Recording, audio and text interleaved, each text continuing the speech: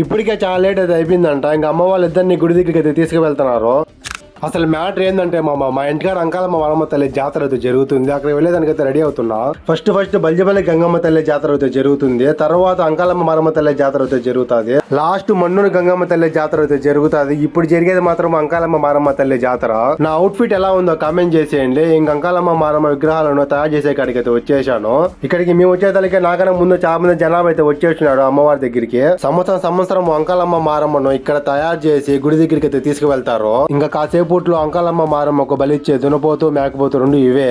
ఇప్పటికే చాలా లేట్ అయితే అయిపోయిందంట. ఇంకా అమ్మ వాళ్ళు ఇద్దరిని గుడి దగ్గరికి అయితే తీసుకువెళ్తున్నారు. ఇంకా వెళ్లే దారిలోనే కొంతమంది అమ్మవారికి టెంకాయలు ఇక్కడే కొడతారు, కొంతమంది గుడి దగ్గర అయితే కొడతారు. గంగమ్మకు, ఎల్లమ్మకు, అంకాలమ్మ మారమ్మకు ఒక్కగానొక తమ్ముడైన పోతురాజు అయితే ముందు వెళ్తారు. తర్వాత వెనక అక్కగాళ్ళు వస్తారు. ఫస్ట్ పోతురాజు వెళ్లి గుళ్ళో కూర్చున్న తర్వాత అక్కగాళ్ళు అయితే వెళ్లి కూర్చుంటారు. మేము గుడికాడికి వచ్చేదానికి ఫుల్ గా అరేంజ్ చేసి ఉన్నారు. లైటింగ్స్ వేసి గుడి చుట్టూరు, అలాగే షార్ట్స్ కూడా పెట్టేసి ఉన్నారు. ఈ సౌండ్ దెబ్బకి బిన్న వచ్చేస్తారని గుడి దగ్గరికి అందరూ.